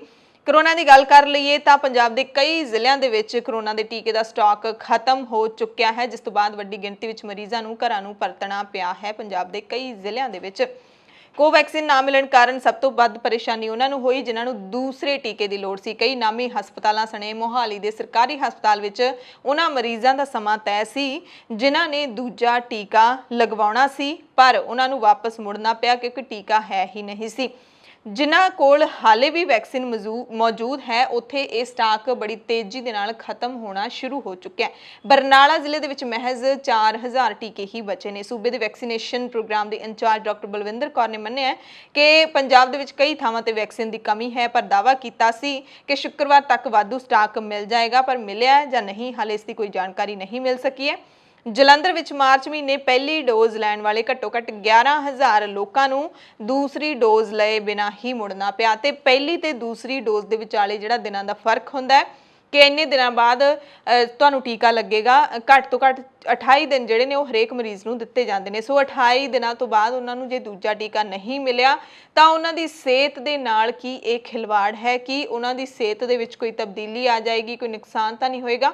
ਇਹ ਵੱਡਾ ਸਵਾਲ ਹੈ। ਹਰਿਆਣਾ ਦੇ ਸਿਹਤ ਮੰਤਰੀ ਅਨਿਲ ਵਿਜ ਕਹਿ ਰਹੇ ਨੇ ਕਿ ਅਸੀਂ ਲੋਕਾਂ ਦੇ ਗੁੱਸੇ ਦਾ ਸਾਹਮਣਾ ਕਰ ਸਕਦੇ ਹਾਂ, ਪਰ ਕਰੋਨਾ ਵਾਇਰਸ ਕਾਰਨ ਲਾਸ਼ਾਂ ਦੇ ਢੇਰ ਨਹੀਂ ਵੇਖ ਸਕਦੇ। ਕਰੋਨਾ ਵਾਇਰਸ ਨੂੰ ਕਾਬੂ ਕਰਨ ਦੇ ਕੇਵਲ ਦੋ ਰਾਹ ਨੇ, ਪਹਿਲਾ ਲਾਕਡਾਊਨ ਜੋ ਵਾਜਬ ਨਹੀਂ ਹੈ ਤੇ ਦੂਸਰਾ ਸਾਰੇ ਨਿਯਮਾਂ ਦੀ ਪਾਲਣਾ। ਮੈਂ ਅਫਸਰਾਂ ਨੂੰ ਕਿਹਾ ਹੈ ਕਿ ਕੋਵਿਡ ਦੇ ਨਿਯਮਾਂ ਦੀ ਸਖਤੀ ਨਾਲ ਪਾਲਣਾ ਕਰਵਾਈ ਜਾਵੇ, ਭਾਵੇਂ ਇਸ ਨਾਲ ਲੋਕਾਂ ਨੂੰ ਤਕਲੀਫ ਹੀ ਕਿਉਂ ਨਾ ਹੋਵੇ। ਹਰਿਆਣੇ ਦੇ ਵਿੱਚ ਵੀਰਵਾਰ ਨੂੰ 5800 ਤੋਂ ਵੀ ਵੱਧ ਕਰੋਨਾ ਵਾਇਰਸ ਦੇ ਮਾਮਲੇ ਸਾਹਮਣੇ ਆਏ ਨੇ। ਸੋ ਹਰਿਆਣੇ ਦੇ ਸਿਹਤ ਮੰਤਰੀ ਖੁਦ ਕਹਿ ਰਹੇ ਨੇ ਕਿ ਕਰੋਨਾ ਵਾਇਰਸ ਦਾ ਜਿਹੜਾ ਇਲਾਜ ਹੈ ਉਹ ਲਾਕਡਾਊਨ ਹੈ, ਪਰ ਉਹ ਵਾਜਬ ਨਹੀਂ ਹੈ। ਬਾਵਜੂਦ ਇਸ ਦੇ ਨਾਈਟ ਕਰਫਿਊ ਕਿਉਂ ਲਾਏ ਜਾ ਰਹੇ ਨੇ? ਨਾਈਟ ਕਰਫਿਊ ਦਾ ਕੀ ਮਤਲਬ ਬਣਦਾ ਹੈ? ਕਿਉਂਕਿ ਰਾਤਾਂ ਨੂੰ ਆਮ ਤੌਰ ਤੇ ਬਹੁਤ ਘੱਟ ਲੋਕ ਬਾਹਰ ਨਿਕਲਦੇ ਨੇ, ਦਿਨ ਦੇ ਵਿੱਚ ਹੀ ਸਾਰੇ ਪਾਸੇ ਟ੍ਰੈਫਿਕ ਹੁੰਦਾ ਹੈ, ਸੜਕਾਂ ਜਾਮ ਹੁੰਦੀਆਂ ਨੇ, ਦਫ਼ਤਰ ਅਦਾਰੇ ਸਭ ਕੁਝ ਖੁੱਲਿਆ ਹੁੰਦਾ ਹੈ, ਪਰ ਫਿਰ ਵੀ ਨਾਈਟ ਕਰਫਿਊ ਹੀ ਲਾਇਆ ਜਾਂਦਾ ਹੈ। ਲੌਜੀਕਲੀ ਇਸ ਦਾ ਕੀ ਮਤਲਬ ਬਣਦਾ ਹੈ ਇਹ ਲੋਕਾਂ ਨੂੰ ਸਮਝ ਨਹੀਂ ਆਉਂਦਾ। ਭਾਰਤ ਦੇ ਵਿੱਚ ਕਰੋਨਾ ਵਾਇਰਸ ਦੇ ਵਾਧੇ ਮਾਮਲਿਆਂ ਨੂੰ ਦੇਖਦੇ ਹੋਏ ਭਾਰਤ ਦੇ ਪੁਰਾਤਤਵ ਸਰਵੇਖਣ ਯਾਨੀ ਕਿ ASI ਵਿਭਾਗ ਨੇ ਤਾਜ ਮਹਿਲ, ਕੁਤਬ ਮੀਨਾਰ ਤੇ ਹਿਮਾਯੂ ਮਕਬਰਾ ਸਮੇਤ ਸਾਰੇ ਸਮਾਰਕ, ਅਜਾਇਬ ਘਰ ਤੇ ਸੁਰੱਖਿਅਤ ਥਾਵਾਂ ਨੂੰ ਬੰਦ ਕਰਨ ਦਾ ਫੈਸਲਾ ਲਿਆ ਹੈ। 15 ਮਈ ਤੱਕ ਲਾਲ ਕਿਲੇ ਸਣੇ ਸਾਰੀਆਂ ਜਿਹੜੀਆਂ ਇਤਿਹਾਸਿਕ ਇਮਾਰਤਾਂ ਨੇ ਉਹ ਬੰਦ ਰਹਿਣਗੀਆਂ। ਪੰਜਾਬ ਦੇ ਮੁੱਖ ਮੰਤਰੀ ਕੈਪਟਨ ਅਮਰਿੰਦਰ ਸਿੰਘ ਨੇ ਜਿਹੜਾ ਪਿਛਲੇ ਦਿਨੀ ਆੜ੍ਹਤੀਆਂ ਦੇ ਨਾਲ ਵਾਅਦਾ ਕੀਤਾ ਸੀ ਉਸ ਨੂੰ ਪੂਰਾ ਕਰ ਦਿੱਤਾ ਹੈ। ਕਹਿੰਦੇ ਅਮਰਿੰਦਰ ਸਿੰਘ ਦੇ ਹੁਕਮਾਂ ਤੇ ਵਿੱਤ ਵਿਭਾਗ ਨੇ ਆੜ੍ਹਤੀਆਂ ਦੀ ਜਿਹੜੀ ਬਕਾਇਆ ਰਾਸ਼ੀ ਸੀ ਉਹ ਜਾਰੀ ਕਰ ਦਿੱਤੀ ਹੈ। 131 ਕਰੋੜ ਦੀ ਰਾਸ਼ੀ ਪਹਿਲਾਂ ਕਿਹਾ ਜਾ ਰਿਹਾ ਸੀ ਤੇ ਹੁਣ ਜਾਣਕਾਰੀ ਮਿਲ ਰਹੀ ਹੈ ਕਿ 151 ਕਰੋੜ 45 ਲੱਖ ਰੁਪਏ ਦੀ ਜਿਹੜੀ ਰਾਸ਼ੀ ਸੀ ਉਹ ਵਿੱਤ ਵਿਭਾਗ ਨੇ ਜਾਰੀ ਕਰ ਦਿੱਤੀ ਹੈ। ਉਹਨਾਂ ਦੱਸਿਆ ਕਿ ਭਾਰਤੀ ਖੁਰਾਕ ਨਿਗਮ ਯਾਨੀ ਕਿ FCI ਨੇ 5000 ਦੇ ਕਰੀਬ ਆੜ੍ਹਤੀਆਂ ਨੂੰ ਇਸ ਬਕਾਏ ਦੀ ਅਦਾਇਗੀ ਕਰਨੀ ਸੀ, ਪਰ FCI ਵੱਲੋਂ ਦੇਰੀ ਕੀਤੇ ਜਾਣ ਤੋਂ ਬਾਅਦ ਸੂਬਾ ਸਰਕਾਰ ਨੇ ਆਪਣੇ ਖਜ਼ਾਨੇ ਦੇ ਵਿੱਚੋਂ ਆੜ੍ਹਤੀਆਂ ਨੂੰ ਰਾਸ਼ੀ ਜਾਰੀ ਕੀਤੀ ਹੈ ਤਾਂ ਜੋ ਹਾੜੀ ਮੰਡੀਕਰਨ ਦੇ ਚੱਲ ਰਹੇ ਸੀਜ਼ਨ ਦੌਰਾਨ ਕਣਕ ਦੀ ਨਿਰਵਿਘਨ ਖਰੀਦ ਯਕੀਨੀ ਬਣਾਈ ਜਾ ਸਕੇ। ਦਰਅਸਲ ਪਿਛਲੇ ਦਿਨੀ ਆੜ੍ਹਤੀ ਹੜਤਾਲ ਤੇ ਚਲੇ ਗਏ ਸੀ 10 ਅਪ੍ਰੈਲ ਨੂੰ, ਪਰ ਜਦੋਂ ਮੁੱਖ ਮੰਤਰੀ ਕੈਪਟਨ ਅਮਰਿੰਦਰ ਸਿੰਘ ਨੇ ਇਹ ਵਾਅਦਾ ਕੀਤਾ ਕਿ ਅਸੀਂ ਤੁਹਾਡੀ ਬਕਾਇਆ ਰਾਸ਼ੀ ਜਿਹੜੀ ਆ ਉਹ ਜਾਰੀ ਕਰ ਦਿਆਂਗੇ, ਤੁਸੀਂ ਖਰੀਦ ਹੈ ਜਿਹੜੀ ਉਹ ਮੰਡੀਆਂ ਦੇ ਵਿੱਚ ਹੋਣ ਦਿਓ, ਮੰਡੀਆਂ ਦੇ ਵਿੱਚ ਫਸਲ ਨੂੰ ਆਉਣ ਦਿਓ, ਤਾਂ ਆੜ੍ਹਤੀ ਇਹ ਮੰਨ ਗਏ ਸੀ। ਸੋ ਕਰੋਨਾ ਵਾਇਰਸ ਦੇ ਵਾਧੇ ਮਾਮਲਿਆਂ ਦੇ ਦਰਮਿਆਨ ਕਿਸਾਨ ਲੀਡਰ ਰਾਕੇਸ਼ ਟਿਕੈਤ ਨੇ UP ਗੇਟ ਤੇ ਐਲਾਨ ਕੀਤਾ ਹੈ ਕਿ ਜੇ ਲਾਕਡਾਊਨ ਲੱਗੇਗਾ ਕਿਸਾਨਾਂ ਦਾ ਅੰਦੋਲਨ ਚੱਲਦਾ ਰਹੇਗਾ। ਲਾਕਡਾਊਨ ਭਾਵੇਂ ਜਿੰਨਾ ਮਰਜ਼ੀ ਲੱਗਦਾ ਰਹੇ ਪਰ ਕਿਸਾਨ ਇੱਥੇ ਹੀ ਬੈਠੇ ਰਹਿਣਗੇ। ਉਹਨਾਂ ਕਿਹਾ ਕਿ UP gate, Singhu border, Tikri border ਤੇ 5 ਮਹੀਨਿਆਂ ਤੋਂ ਕਿਸਾਨ ਡਟੇ ਹੋਏ ਨੇ ਤੇ ਇੱਥੇ ਕਿਸਾਨਾਂ ਨੇ ਆਪਣੇ ਪਿੰਡ ਵਸਾ ਲਏ ਨੇ। ਲਾਕਡਾਊਨ ਲੱਗੇਗਾ ਤਾਂ ਕਿ ਪਿੰਡਾਂ ਦੇ ਵਿੱਚ ਲੋਕ ਨਹੀਂ ਰਹਿਣਗੇ। ਹੁਣ ਇੱਥੇ ਮੋਰਚਾ ਨਹੀਂ ਇਹਨੂੰ ਕਹਿ ਸਕਦੇ, ਇਹ ਹੁਣ ਕਿਸਾਨਾਂ ਦੇ ਪਿੰਡ ਵਸ ਚੁੱਕੇ ਨੇ ਬਾਰਡਰਾਂ ਦੇ ਉੱਤੇ। ਸੋ ਪਿੰਡਾਂ ਦੇ ਵਿੱਚ ਆਪਣੇ ਘਰਾਂ ਦੇ ਵਿੱਚ ਵੀ ਲੋਕ ਰਹਿੰਦੇ ਨੇ, ਇਸੇ ਤਰ੍ਹਾਂ ਮੋਰਚਿਆਂ ਦੇ ਵਿੱਚ ਵੀ ਪਿੰਡ ਵਸਾ ਕੇ ਲੋਕਾਂ ਨੇ ਆਪੋ ਆਪਣੇ ਘਰ ਬਣਾ ਲਏ ਨੇ, ਟਰਾਲੀਆਂ ਨੂੰ ਘਰ ਬਣਾ ਲਿਆ ਤੇ ਉਹਨਾਂ ਦੇ ਵਿੱਚ ਰਹਿ ਰਹੇ ਨੇ। ਉਹਨਾਂ ਕਿਹਾ ਕਿ ਲਾਕਡਾਊਨ ਲੱਗੇਗਾ ਤਾਂ ਨਿਯਮਾਂ ਦੀ ਪਾਲਣਾ ਅਸੀਂ ਕਰਾਂਗੇ ਪਰ ਇਥੋਂ ਵਾਪਸ ਨਹੀਂ ਜਾਵਾਂਗੇ। ਪਿੰਡਾਂ ਵਿੱਚ ਕਿਸਾਨ ਇੱਥੇ ਨਹੀਂ ਆਉਣਗੇ ਪਰ ਜੋ ਇੱਥੇ ਹੈਗੇ ਨੇ ਉਹ ਇੱਥੇ ਹੀ ਰਹਿਣਗੇ ਤੇ ਅੰਦੋਲਨ ਚੱਲਦਾ ਰਹੇਗਾ। ਸ਼੍ਰੀ ਮੁਕਤਸਰ ਸਾਹਿਬ ਤੋਂ ਖਬਰ ਹੈ ਜਿੱਥੇ ਅਬੋਹਰ ਰੋਡ ਤੇ ਲੰਘੀ ਸ਼ਾਮ ਪਵਿੱਤਰ ਗੁਟਕਾ ਸਾਹਿਬ ਦੀ ਬੇਅਦਬੀ ਹੋਣ ਦੀ ਖਬਰ ਹੈ। ਘਟਨਾ ਦਾ ਪਤਾ 16 ਅਪ੍ਰੈਲ ਨੂੰ ਜਿਵੇਂ ਹੀ ਚੱਲਿਆ ਤਾਂ ਸਿੱਖ ਜਥੇਬੰਦੀਆਂ ਤੇ ਪੁਲਿਸ ਪ੍ਰਸ਼ਾਸਨ ਮੌਕੇ ਤੇ ਪਹੁੰਚ ਗਏ। ਸਿੱਖ ਜਥੇਬੰਦੀਆਂ ਦੇ ਕੁਝ ਮੈਂਬਰ ਸ਼੍ਰੋਮਣੀ ਅਕਾਲੀ ਦਲ ਅੰਮ੍ਰਿਤਸਰ ਦੇ ਅਹੁਦੇਦਾਰ ਜਸਕਰਨ ਸਿੰਘ, ਕਾਨ ਸਿੰਘ ਵਾਲਾ ਦੀ ਅਗਵਾਈ ਦੇ ਵਿੱਚ ਖਾਲੀ ਪਲਾਟ ਜਿੱਥੇ ਪੋਥੀ ਸਾਹਿਬ ਦੇ ਅੰਗ ਮਿਲੇ ਨੇ ਉੱਥੇ ਧਰਨਾ ਲਾ ਕੇ ਬੈਠ ਗਏ ਸਨ। ਸੋ ਇੱਕ ਪਾਸੇ ਪੰਜਾਬ ਦੇ ਮੁੱਖ ਮੰਤਰੀ ਕੈਪਟਨ ਅਮਰਿੰਦਰ ਸਿੰਘ ਦੇ ਹੁਕਮਾਂ ਦੇ ਉੱਤੇ ਆੜ੍ਹਤੀਆਂ ਨੂੰ ਬਕਾਇਆ ਰਾਸ਼ੀ ਤਾਂ ਜਾਰੀ ਕਰ ਦਿੱਤੀ ਗਈ ਹੈ, ਪਰ ਜਿਹੜੀ ਪੰਜਾਬ ਦੇ ਵਿੱਚ ਕਿਸਾਨਾਂ ਨੂੰ ਆਨਲਾਈਨ ਪੇਮੈਂਟ ਦੀ ਜਿਹੜੀ ਇੱਕ ਸਕੀਮ ਸ਼ੁਰੂ ਕੀਤੀ ਗਈ ਹੈ, ਨਵਾਂ ਸਿਸਟਮ ਸ਼ੁਰੂ ਕੀਤਾ ਗਿਆ, ਉਹ ਜ਼ਿਆਦਾਤਰ ਫੇਲ ਹੀ ਦਿਖਾਈ ਦੇ ਰਿਹਾ ਹੈ। ਕੱਲ ਵੀ ਆਪਾਂ ਖਬਰ ਪੜ੍ਹੀ ਸੀ ਕਿ ਕਿਸਾਨਾਂ ਦੀ ਨਾ ਹੀ ਤਾਂ ਫਸਲ ਚੁੱਕੀ ਜਾ ਰਹੀ ਹੈ ਤੇ ਨਾ ਹੀ ਉਹਨਾਂ ਨੂੰ ਅਦਾਇਗੀ ਕੀਤੀ ਜਾ ਰਹੀ ਹੈ, ਕਿਉਂਕਿ ਪੋਰਟਲ ਦੇ ਉੱਤੇ ਕਿਸਾਨਾਂ ਦੀ ਸਾਰੀ ਜਾਣਕਾਰੀ ਸਹੀ ਤਰੀਕੇ ਦੇ ਨਾਲ, ਸਮੂਥ ਤਰੀਕੇ ਦੇ ਨਾਲ ਜਿਹੜੀ ਅਪਲੋਡ ਨਹੀਂ ਕੀਤੀ ਜਾ ਰਹੀ ਹੈ। ਤੇ ਕਿਸਾਨਾਂ ਨੂੰ ਆਨਲਾਈਨ ਸਿੱਧੀ ਅਦਾਇਗੀ ਕਰਨ ਦਾ ਜਿਹੜਾ ਸਰਕਾਰ ਨੇ ਐਲਾਨ ਕੀਤਾ ਹੈ, ਉਹਦੇ ਲਈ ਸਰਕਾਰ ਨੇ ਆਨਲਾਈਨ ਪੋਰਟਲ ਵੀ ਤਿਆਰ ਕੀਤਾ ਹੈ, ਪਰ ਜਿਹੜੇ ਬਾਹਰਲੇ ਸੂਬਿਆਂ ਦੇ ਵਿੱਚ ਵਸਦੇ ਪੰਜਾਬੀ ਹੈਗੇ ਨੇ ਉਹਨਾਂ ਨੂੰ ਇਸ ਪੋਰਟਲ ਦਾ ਫਾਇਦਾ ਨਹੀਂ ਹੋ ਰਿਹਾ ਤੇ ਉਹਨਾਂ ਤੋਂ ਪੰਜਾਬ ਦੇ ਵਸਨੀਕ ਹੋਣ ਦਾ ਸਬੂਤ ਮੰਗਿਆ ਜਾ ਰਿਹਾ ਹੈ। ਯਾਨੀ ਕਿ ਪੰਜਾਬ ਦੇ ਰਹਿਣ ਵਾਲੇ ਕਿਸਾਨ ਨੇ ਪਰ ਬਾਹਰੀ ਸੂਬਿਆਂ ਦੇ ਵਿੱਚ ਵਸਦੇ ਨੇ, ਜ਼ਮੀਨ ਪੰਜਾਬ ਦੇ ਵਿੱਚ ਹੈ, ਉਹਨਾਂ ਦੇ ਨਾਮ ਤੇ ਜ਼ਮੀਨ ਹੈ, ਪੰਜਾਬ ਦੇ ਵਿੱਚ ਕਈ ਸਾਲਾਂ ਤੋਂ ਬੈਂਕਾਂ ਦੇ ਵਿੱਚ ਖਾਤੇ ਖੁੱਲੇ ਹੋਏ ਨੇ, ਪਰ ਫਿਰ ਵੀ ਉਹਨਾਂ ਤੋਂ ਮੰਗਿਆ ਜਾ ਰਿਹਾ ਹੈ ਰਿਕਾਰਡ ਕਿ ਸਾਨੂੰ ਆਧਾਰ ਕਾਰਡ ਦਿਖਾਓ ਕਿ ਤੁਹਾਡਾ ਜਿਹੜਾ ਆਧਾਰ ਕਾਰਡ ਦੇ ਉੱਤੇ ਐਡਰੈਸ ਹੈ ਕਿ ਉਹ ਪੰਜਾਬ ਦਾ ਹੈ ਜਾਂ ਨਹੀਂ ਹੈ, ਪੰਜਾਬੀ ਹੋਣ ਦਾ ਸਬੂਤ ਮੰਗਿਆ ਜਾ ਰਿਹਾ ਹੈ। ਹੁਣ ਇੱਥੇ ਵੱਡੀ ਗੁੰਝਲ ਇਹ ਪੈਦਾ ਹੋ ਗਈ ਹੈ ਕਿ ਜਿਹੜੇ ਬਾਹਰੀ ਸੂਬਿਆਂ ਦੇ ਵਿੱਚ ਕਿਸਾਨ ਰਹਿੰਦੇ ਨੇ, ਉੱਥੇ ਹੀ ਵਸੇ ਹੋਏ ਨੇ ਕਈ ਸਾਲਾਂ ਤੋਂ, ਪਰ ਜ਼ਮੀਨਾਂ ਇੱਥੇ ਨੇ, ਠੇਕੇ ਤੇ ਦੇ ਕੇ ਉਹ ਜ਼ਮੀਨਾਂ ਤੇ ਖੇਤੀ ਕਰਵਾਉਂਦੇ ਨੇ, ਉਹਨਾਂ ਦੇ ਨਾਮ ਜਿਹੜੀਆਂ ਨੇ ਜ਼ਮੀਨਾਂ ਉਹ ਬੋਲਦੀਆਂ ਨੇ, ਪਰ ਉਹਨਾਂ ਨੂੰ ਅਦਾਇਗੀ ਨਹੀਂ ਹੋਵੇਗੀ ਤਾਂ ਫਿਰ ਉਹਨਾਂ ਦੀ ਅਦਾਇਗੀ ਕਿਹਨਾਂ ਨੂੰ ਕੀਤੀ ਜਾਏਗੀ ਜਾਂ ਫਿਰ ਅਦਾਇਗੀ ਕੀਤੀ ਹੀ ਨਹੀਂ ਜਾਏਗੀ। ਇਸ ਦਾ ਕੀ ਮਤਲਬ ਨਿਕਲਦਾ ਹੈ? ਗੁਜਰਾਤ ਤੋਂ ਇੱਕ ਸਾਡੇ ਦਰਸ਼ਕ ਹੈਗੇ ਨੇ, ਇੱਕ ਕਿਸਾਨ, ਉਹਨਾਂ ਨੇ ਖਾਸ ਤੌਰ ਤੇ ਸਾਡੇ ਨਾਲ ਗੱਲਬਾਤ ਕੀਤੀ ਤੇ ਦੱਸਿਆ ਕਿ ਉਹਨਾਂ ਨੇ ਪੰਜਾਬ ਸਰਕਾਰ ਵੱਲੋਂ ਬਣਾਏ ਗਏ ਖੁਰਾਕ, ਸਿਵਲ ਸਪਲਾਈ ਤੇ ਖਪਤਕਾਰ ਮਾਮਲੇ ਵਿਭਾਗ ਪੰਜਾਬ ਸਰਕਾਰ ਪੋਰਟਲ ਨੂੰ ਜਦੋਂ ਆਪਣਾ ਨਾਮ ਰਜਿਸਟਰ ਕਰਨ ਦੇ ਲਈ ਖੋਲ੍ਹਿਆ ਤਾਂ ਪੋਰਟਲ ਤੇ ਉਹਨਾਂ ਦਾ ਨਾਮ ਹੀ ਰਜਿਸਟਰ ਨਹੀਂ ਹੋਇਆ। ਇਹ ਪੋਰਟਲ ਸਿਰਫ ਪੰਜਾਬ ਸੂਬੇ ਦੇ ਆਧਾਰ ਕਾਰਡ ਨੂੰ ਹੀ ਵੈਰੀਫਾਈ ਕਰਦਾ ਹੈ, ਕਿਉਂਕਿ ਜਦੋਂ ਪੋਰਟਲ ਦੇ ਉੱਤੇ ਆਪਣੀ ਜਾਣਕਾਰੀ ਦਰਜ ਕਰਾਉਣੀ ਹੁੰਦੀ ਹੈ ਤਾਂ ਉਹਦੇ ਤੇ ਇਹ ਡਾਕੂਮੈਂਟ ਵੀ ਅਪਲੋਡ ਕਰਨਾ ਹੁੰਦਾ ਹੈ, ਪਰ ਜੇ ਉਹ ਗੁਜਰਾਤ 'ਚ ਰਹਿੰਦੇ ਨੇ, ਆਧਾਰ ਕਾਰਡ ਉੱਥੋਂ ਦਾ ਬਣਿਆ ਹੋਇਆ ਤਾਂ ਉਹਨਾਂ ਨੂੰ ਵੈਰੀਫਾਈ ਹੀ ਨਹੀਂ ਕਰਦਾ। ਇਹ ਜਿਹੜੀ ਵੀਡੀਓ ਹੈ ਉਹ ਤੁਸੀਂ ਜ਼ਰੂਰ ਦੇਖ ਸਕਦੇ ਹੋ ਕਿ ਮੁਸ਼ਕਿਲ ਕੀ ਆ ਰਹੀ ਹੈ।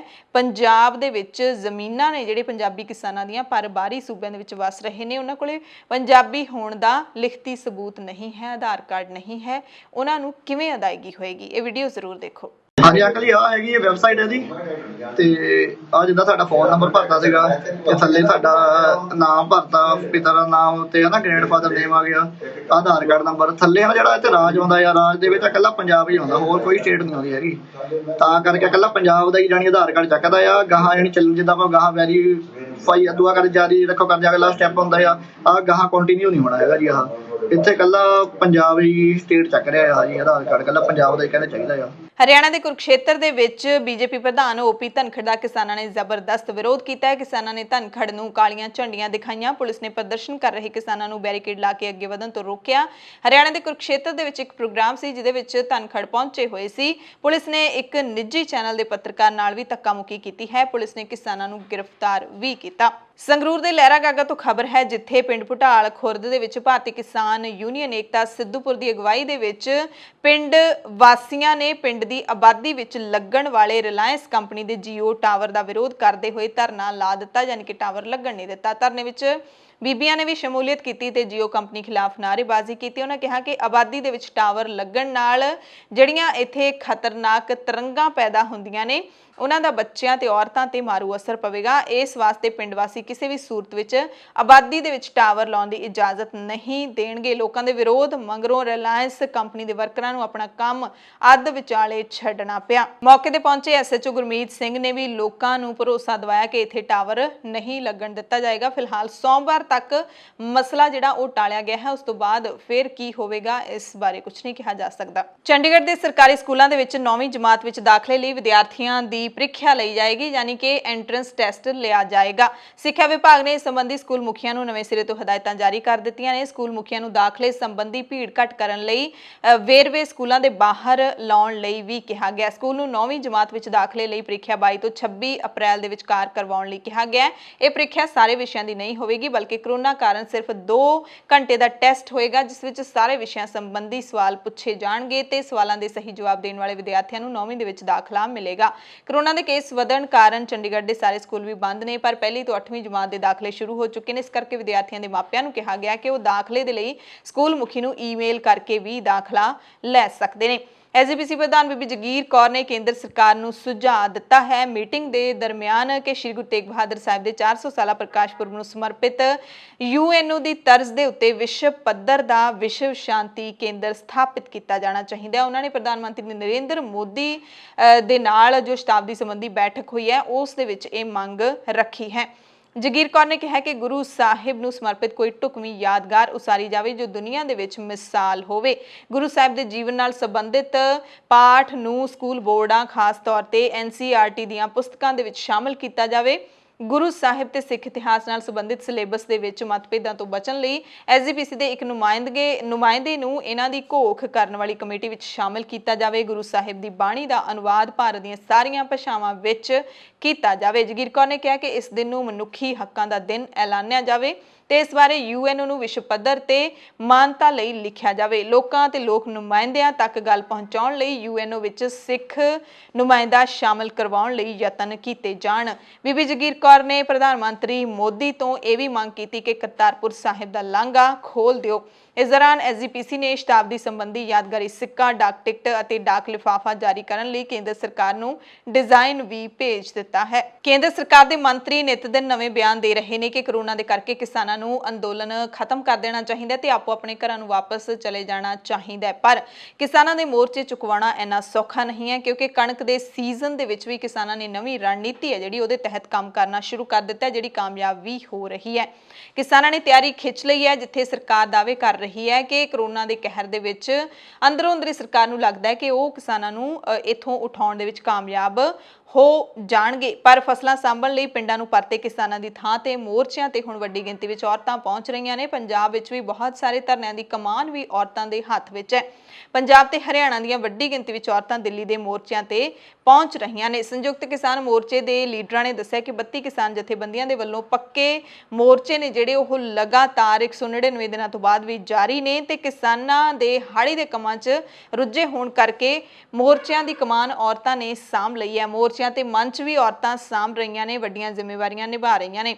ਹੁਣ ਤੁਸੀਂ ਸਾਰੇ ਸੋਚਦੇ ਹੋਵੋਗੇ ਕਿ ਜੇ ਵਾਢੀ ਚੱਲ ਰਹੀ ਹੈ, ਕਿਸਾਨ ਖੇਤਾਂ ਵਿੱਚ ਕਣਕ ਵੱਢ ਰਹੇ ਨੇ ਤਾਂ ਬੀਬੀਆਂ ਤੋਂ ਬਿਨਾਂ ਘਰਾਂ ਦੇ ਵਿੱਚ ਰੋਟੀ ਟੁੱਕ ਕੌਣ ਕਰਦਾ ਹੋਏਗਾ, ਪਰ ਉਹ ਵੀ ਕਿਸਾਨਾਂ ਨੇ ਸਾਰਾ ਮੈਨੇਜ ਕਰ ਲਿਆ। ਜੇ ਘਰ ਦੇ ਵਿੱਚ 2 ਬੀਬੀਆਂ ਨੇ ਤਾਂ ਇੱਕ ਘਰੇ ਰਹਿੰਦੀ ਹੈ ਕਿਉਂਕਿ ਇਹ ਸੰਘਰਸ਼ ਦਾ ਸਮਾਂ ਹੈ। ਇਸ ਦੇ ਵਿੱਚ ਹਰ ਕਿਸੇ ਨੇ ਆਪਣਾ ਯੋਗਦਾਨ ਪਾਉਣਾ ਹੈ ਤੇ ਹਰ ਪੰਜਾਬੀ ਖਾਸ ਕਰਕੇ ਇਸ ਦੇ ਵਿੱਚ ਆਪਣਾ ਯੋਗਦਾਨ ਪਾ ਵੀ ਰਿਹਾ ਹੈ। ਭਾਰਤ ਵਿੱਚ ਇਸ ਸਾਲ ਮੌਨਸੂਨ ਆਮ ਵਾਂਗ ਰਹੇਗਾ। ਮੌਸਮ ਵਿਗਿਆਨ ਵਿਭਾਗ ਨੇ ਦੱਸਿਆ ਕਿ ਦੇਸ਼ ਦੇ ਵਿੱਚ 75% ਤੋਂ ਵੱਧ ਮੀਂਹ ਲਿਆਉਣ ਵਾਲੇ ਦੱਖਣ ਪੱਛਮੀ ਮੌਨਸੂਨ ਦੇ ਇਸ ਸਾਲ ਆਮ ਰਹਿਣ ਦੀ ਸੰਭਾਵਨਾ ਹੈ, ਯਾਨੀ ਕਿ ਆਮ ਹੀ ਰਹੇਗਾ ਮੌਨਸੂਨ, ਮੀਂਹ ਪੈਂਦਾ ਹੀ ਰਹੇਗਾ। ਧਰਤੀ ਵਿਗਿਆਨ ਮੰਤਰਾਲੇ ਦੇ ਇੱਕ ਅਧਿਕਾਰੀ ਨੇ ਦੱਸਿਆ ਕਿ 5% ਘੱਟ ਜਾਂ ਵਾਧੇ ਫਰਕ ਨਾਲ ਲੰਬਾ ਵਕਫਾ ਔਸਤ ਦੇ ਹਿਸਾਬ ਨਾਲ 98% ਮੀਂਹ ਪਵੇਗਾ। ਮੌਸਮ ਵਿਭਾਗ ਦੇ ਮੁਤਾਬਿਕ ਮੀਂਹ ਜ਼ਿਆਦਾ ਪੈਣ ਦੇ ਨਾਲ ਖੇਤੀਬਾੜੀ ਦੇ ਚੰਗੇ ਨਤੀਜੇ ਨਿਕਲਣਗੇ। ਕੋਰੋਨਾ ਵਾਇਰਸ ਕਾਰਨ ਲੱਗੇ ਲੋਕਡਾਊਨ ਤੋਂ ਬਾਅਦ 70% ਟ੍ਰੇਨ ਸਰਵਿਸ ਹੈ ਜਿਹੜੀ ਪੂਰੇ ਮੁਲਕ ਦੇ ਵਿੱਚ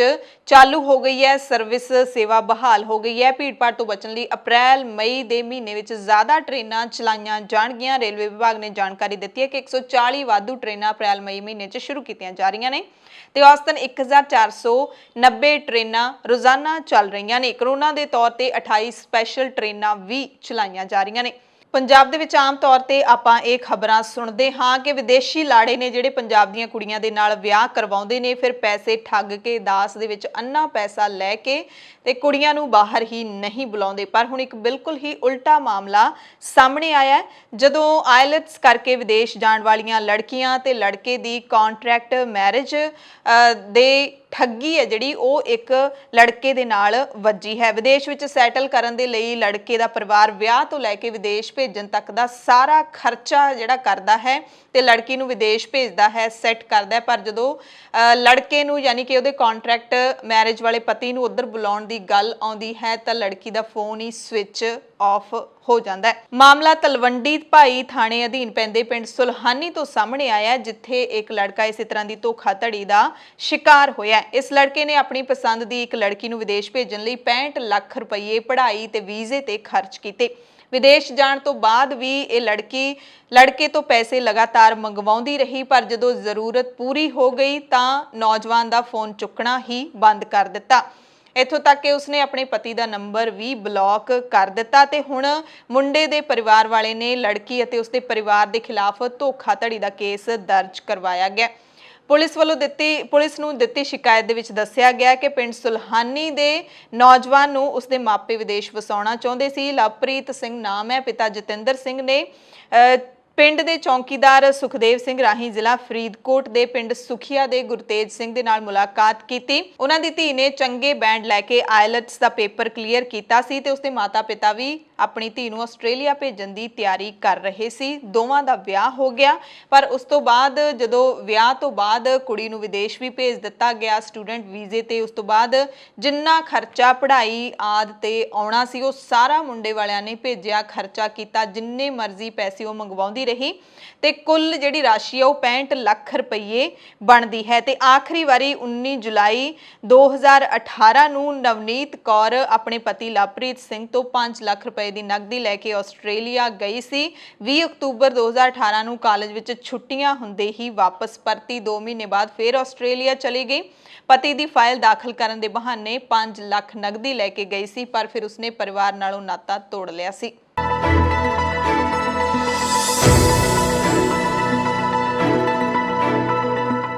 ਬੁਲੇਟਿਨ ਦੇ ਵਿੱਚ ਕੁਝ ਖਾਸ ਖਬਰਾਂ ਪੂਰੇ ਭਾਰਤ ਦੀਆਂ। ਸਭ ਤੋਂ ਪਹਿਲਾਂ ਗੱਲ ਕਰਦੇ ਹਾਂ ਕਰੋਨਾ ਦੀਆਂ ਖਬਰਾਂ ਦੀ, ਕਿਉਂਕਿ ਪੂਰੇ ਮੁਲਕ ਦੇ ਵਿੱਚ ਕਰੋਨਾ ਹੀ ਚੱਲ ਰਿਹਾ ਹੈ। ਕੇਂਦਰੀ ਸਿਹਤ ਮੰਤਰੀ ਡਾਕਟਰ ਹਰਸ਼ਵਰਧਨ ਨੇ ਏਮਸ ਦੇ ਟਰਾਮਾ ਸੈਂਟਰ ਦਾ ਦੌਰਾ ਕਰਕੇ ਉੱਥੇ ਸਿਹਤ ਸਹੂਲਤਾਂ ਦਾ ਜਾਇਜ਼ਾ ਲਿਆ। ਡਾਕਟਰ ਹਰਸ਼ਵਰਧਨ ਨੇ ਕਿਹਾ ਕਿ ਦੇਸ਼ ਭਰ ਵਿੱਚ ਕਰੋਨਾ ਦੇ ਮਾਮਲੇ ਤੇਜ਼ੀ ਨਾਲ ਵੱਧ ਰਹੇ ਨੇ। ਮੈਂ ਹਸਪਤਾਲਾਂ ਵਿੱਚ ਜਾ ਕੇ ਡਾਕਟਰਾਂ ਨਾਲ ਗੱਲਬਾਤ ਕਰਕੇ ਇਹ ਜਾਣਨ ਦੀ ਕੋਸ਼ਿਸ਼ ਕੀਤੀ ਤੇ ਕਰ ਰਿਹਾ ਹਾਂ ਕਿ ਸਾਨੂੰ ਹੋਰ ਕੀ ਤਿਆਰੀਆਂ ਕਰਨ ਦੀ ਲੋੜ ਹੈ। ਡਾਕਟਰ ਹਰਸ਼ਵਰਧਨ ਨੇ ਕਿਹਾ ਕਿ ਕਿਸੇ ਵੀ ਚੀਜ਼ ਦੀ ਕੋਈ ਕਮੀ ਨਹੀਂ ਹੈ, ਤਜਰਬਾ ਵੀ ਹੋ ਗਿਆ, ਸਮਾਨ ਵੀ ਜ਼ਰੂਰੀ ਹੈ ਤੇ ਟੈਸਟਿੰਗ ਦੀ ਸੁਵਿਧਾ ਵੀ ਪੂਰੀ ਹੈ। ਪਰ ਕੀ ਸਿਹਤ ਮੰਤਰੀ ਪੂਰੇ ਦੇਸ਼ ਦੇ ਲਈ ਇਹ ਬਿਆਨ ਦੇ ਸਕਦੇ ਨੇ ਜਦੋਂ ਕਿ ਕਈ ਸੂਬਿਆਂ ਦੇ ਵਿੱਚ ਕਰੋਨਾ ਦਾ ਟੀਕਾ ਹੀ ਮੁੱਕ ਚੱਲਿਆ। ਉੱਤਰ ਪ੍ਰਦੇਸ਼ ਦੇ ਵਿੱਚ ਐਤਵਾਰ ਨੂੰ ਲਾਕਡਾਊਨ ਲਾਉਣ ਦਾ ਐਲਾਨ ਕਰ ਦਿੱਤਾ ਗਿਆ ਹੈ। ਸੂਬਾ ਸਰਕਾਰ ਨੇ ਐਲਾਨ ਕੀਤਾ ਕਿ ਜ਼ਰੂਰੀ ਸੇਵਾਵਾਂ ਨੂੰ ਛੱਡ ਕੇ ਸਾਰੇ ਬਾਜ਼ਾਰ ਬੰਦ ਰਹਿਣਗੇ। ਸੂਬੇ ਦੇ ਵਿੱਚ ਮੁਕੰਮਲ ਰੂਪ ਦੇ ਵਿੱਚ ਤਾਲਾਬੰਦੀ ਰਹੇਗੀ ਤੇ ਅਜਿਹਾ ਆਉਣ ਵਾਲੇ ਹੋਰ ਐਤਵਾਰਾਂ ਨੂੰ ਵੀ ਜਾਰੀ ਰਹਿ ਸਕਦਾ ਹੈ। ਬਿਨਾਂ ਮਾਸਕ ਤੋਂ ਫੜੇ ਜਾਣ ਤੇ ਯੂਪੀ ਦੇ ਵਿੱਚ ਪਹਿਲੀ ਵਾਰੀ ਤਾਂ 1000 ਰੁਪਏ ਦਾ ਜੁਰਮਾਨਾ ਲੱਗੇਗਾ। ਜੇ ਤੁਸੀਂ ਦੁਬਾਰਾ ਯਾਨੀ ਕਿ ਇੱਕ ਬੰਦਾ ਦੁਬਾਰਾ ਬਿਨਾਂ ਮਾਸਕ ਤੋਂ ਫੜਿਆ ਗਿਆ ਤਾਂ ਜੁਰਮਾਨਾ 10,000 ਦੇਣਾ ਪਵੇਗਾ ਯੂਪੀ ਦੇ ਵਿੱਚ। 15 ਮਈ ਤੱਕ ਸਾਰੇ ਸਕੂਲ ਬੰਦ ਕਰ ਦਿੱਤੇ ਗਏ ਨੇ ਅਤੇ ਸੂਬੇ ਦੀਆਂ ਬੋਰਡ ਦੀਆਂ ਪ੍ਰੀਖਿਆਵਾਂ ਰੱਦ ਕਰ ਦਿੱਤੀਆਂ ਗਈਆਂ ਨੇ। ਯੂਪੀ ਪੰਚਾਇਤ ਚੋਣਾਂ ਦੇ ਆਉਣ ਵਾਲੇ ਪੜਾਵਾਂ ਦੇ ਵਿੱਚ ਇੱਕ ਥਾਂ ਤੇ 5 ਲੋਕਾਂ ਤੋਂ ਵੱਧ ਲੋਕ ਇਕੱਠੇ ਨਹੀਂ ਹੋ ਸਕਦੇ। ਸਮਾਜਿਕ ਦੂਰੀ ਦਾ ਵੀ ਧਿਆਨ ਰੱਖਿਆ ਜਾਏਗਾ। ਚੋਣ ਪ੍ਰਕਿਰਿਆ ਦੇ ਵਿੱਚ ਰੁਕਾਵਟ ਪਾਉਣ ਵਾਲਿਆਂ ਦੇ ਖਿਲਾਫ NSA ਯਾਨੀ ਕਿ ਰਾਸ਼ਟਰੀ ਸੁਰੱਖਿਆ ਐਕਟ ਦੇ ਤਹਿਤ ਕਾਰਵਾਈ ਕੀਤੀ ਜਾਏਗੀ। ਉੱਤਰ ਪ੍ਰਦੇਸ਼ ਸਰਕਾਰ ਦੇ additional chief secretary Avinash Kumar Awasthi ਨੇ ਇਹ ਜਾਣਕਾਰੀ ਦਿੱਤੀ ਹੈ। ਇਸੇ ਦਰਮਿਆਨ ਯੂਪੀ ਤੋਂ ਇੱਕ ਦਿਲਚਸਪ ਖਬਰ ਵੀ ਆ ਰਹੀ ਹੈ ਕਰੋਨਾ ਦੇ ਨਾਲ ਜੁੜੀ ਹੋਈ। ਪੂਰੇ ਦੇਸ਼ ਦੇ ਵਿੱਚ ਕਹਿ ਰਹੇ ਨੇ ਕਿ ਮਹਾਮਾਰੀ ਬੇਕਾਬੂ ਹੋ ਰਹੀ ਹੈ। ਸਰਕਾਰ ਵਾਰ-ਵਾਰ ਲੋਕਾਂ ਨੂੰ ਮਾਸਕ ਲਾਉਣ ਤੇ ਸਰੀਰਕ ਦੂਰੀ ਦੀ ਪਾਲਣਾ ਕਰਨ ਲਈ ਕਹਿ ਰਹੀ ਹੈ ਤੇ ਇਸੇ ਦਰਮਿਆਨ ਯੂਪੀ ਦੇ ਦੁਰਗਾ ਮਾਂ ਦੇ ਮੰਦਿਰ ਦੇ ਵਿੱਚ ਇੱਕ ਮਾਤਾ ਦੀ ਮੂਰਤੀ ਨੂੰ ਹੀ ਮਾਸਕ ਪਾ ਦਿੱਤਾ ਗਿਆ ਹੈ ਤੇ ਪ੍ਰਸ਼ਾਦ ਦੇ ਵਿੱਚ ਵੀ ਇਸ ਮੰਦਿਰ ਦੇ ਵਿੱਚ ਮਾਸਕ ਵੰਡੇ ਜਾ ਰਹੇ ਨੇ। ਲੋਕ ਕਹਿੰਦੇ ਨੇ ਕਿ ਇਸ ਦਾ ਉਦੇਸ਼ ਲੋਕਾਂ ਨੂੰ ਜਾਗਰੂਕ ਕਰਨਾ ਹੈ ਮਹਾਮਾਰੀ ਦੇ ਬਾਰੇ ਕਿ ਜੇ ਮਾਤਾ ਦੀ ਮੂਰਤੀ ਤੇ ਮੰਦਿਰ ਪਾਇਆ ਤਾਂ ਸ਼ਾਇਦ ਲੋਕ ਦੇਖਾ ਦੇਖੀ ਆਪਣੇ ਮੂੰਹ ਤੇ ਵੀ ਮਾਸਕ ਪਾਉਣਾ ਸ਼ੁਰੂ ਕਰ ਦੇਣ। ਕਾਂਗਰਸ ਲੀਡਰ ਰਾਹੁਲ ਗਾਂਧੀ ਨੇ ਕੋਵਿਡ-19 ਮਹਾਮਾਰੀ ਨਾਲ ਨਜਿੱਠਣ ਦੀ ਰਣਨੀਤੀ ਨੂੰ ਲੈ ਕੇ ਮੁੜ ਕੇਂਦਰ ਤੇ ਨਿਸ਼ਾਨਾ ਸਾਧਿਆ ਟਵੀਟ ਕੀਤਾ ਹੈ।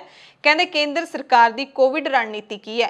ਪਹਿਲਾ ਗੇੜ ਤੁਗਲਕੀ ਲਾਕਡਾਊਨ ਲਾਓ, ਦੂਜਾ ਗੇੜ ਘੰਟੀ ਵਜਾਓ, ਤੀਜਾ ਗੇੜ ਪ੍ਰਭੂ ਦੇ ਗੁਣ ਗਾਓ।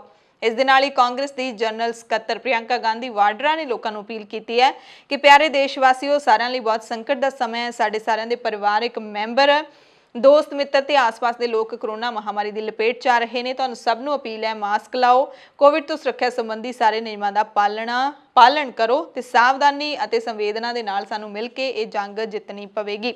ਹਰਿਦੁਆਰ ਦੇ ਕੁੰਭ ਮੇਲੇ ਦੀ ਗੱਲ ਕਰ ਲਈਏ ਤਾਂ ਇੱਥੇ ਵੱਡੀ ਗਿਣਤੀ ਦੇ ਵਿੱਚ ਸ਼ਰਧਾਲੂ ਪਹੁੰਚਦੇ ਨੇ ਕਿਉਂਕਿ ਕੁੰਭ ਦਾ ਮੇਲਾ ਪੂਰੇ 12 ਸਾਲਾਂ ਬਾਅਦ ਲੱਗਦਾ ਹੈ ਤੇ 10 ਤੋਂ 14 ਅਪ੍ਰੈਲ ਦੌਰਾਨ ਜਿੰਨੇ ਕੁ ਸ਼ਰਧਾਲੂਆਂ ਦੇ ਕੋਵਿਡ ਦੇ ਟੈਸਟ ਹੋਏ ਸੀ ਉਹਨਾਂ ਵਿੱਚੋਂ 1701 ਵਿਅਕਤੀ ਕਰੋਨਾ ਪੋਜ਼ਿਟਿਵ ਪਾਏ ਗਏ ਨੇ ਤੇ ਇਹ ਗਿਣਤੀ ਹਜ਼ਾਰਾਂ ਦੇ ਵਿੱਚ ਵਧਣ ਦਾ ਖਦਸ਼ਾ ਜਤਾਇਆ ਜਾ ਰਿਹਾ ਹੈ।